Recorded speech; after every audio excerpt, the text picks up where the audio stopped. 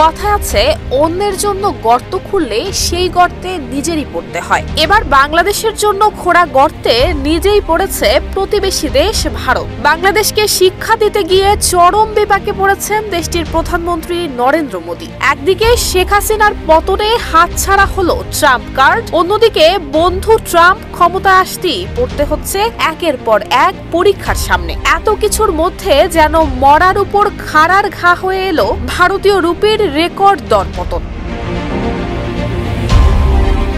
সংকটের চূড়ায় পৌঁছেছে প্রতিবেশী দেশ ভারতের অর্থনীতি। রেকর্ড দরপতন হয়েছে ভারতীয় রুপির, যা দেশটির সামগ্রিক অর্থনীতিতে গভীর প্রভাব ফেলেছে। বিশেষজ্ঞরা বলছেন, ভারতের এই অর্থনৈতিক সংকটের অন্যতম কারণ হিসেবে দেখা হচ্ছে প্রতিবেশী বাংলাদেশের সঙ্গে সম্পর্কের অবনতি। বাংলাদেশের সঙ্গে সুসম্পর্কের ঘাটতির কারণে ভারতের অর্থনীতিতে প্রায় $40 বিলিয়ন ক্ষতি হয়েছে। বিশেষ করে বাংলাদেশ থেকে পর্যটকদের ভারতে ভ্রমণ বন্ধ হওয়ায় দেশটির পর্যটন শিল্পে বড় ধরনের ধাক্কা এসেছে।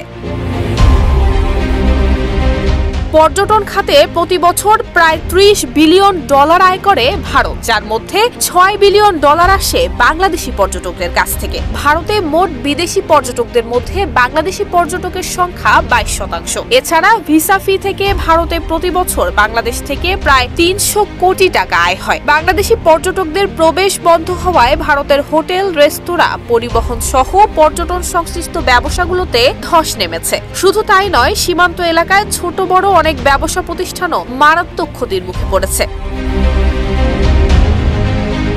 রুপির এই দরপতনের কারণে সাধারণ মানুষের জীবনযাত্রার খরচও ক্রমশই বাড়ছে। বিশেষত যারা বিদেশে পড়াশোনা করছেন কিংবা আমদানি রপ্তানির ব্যবসা করছেন, তাদের জন্য এটি আরো বড় চ্যালেঞ্জ তৈরি করছে। এমন অবস্থায় অতিরিক্ত খরচ বহন করতে বাধ্য হচ্ছে সাধারণ মানুষ। ভারতের অর্থনৈতিক সংকটের এই প্রভাব দেশটির রাজনীতিতেও চাপ সৃষ্টি করেছে। প্রধানমন্ত্রী নরেন্দ্র মোদী এবং পশ্চিমবঙ্গের মুখ্যমন্ত্রী মমতা বন্দ্যোপাধ্যায়ের উপর এর প্রভাব যেন স্পষ্ট।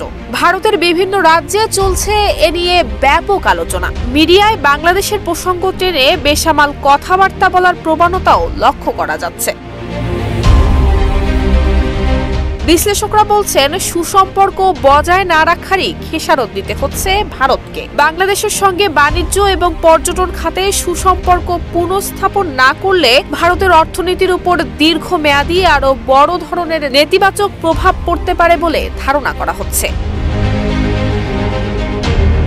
নুসরাত জাহান মেহেক, ঢাকা পোস্ট।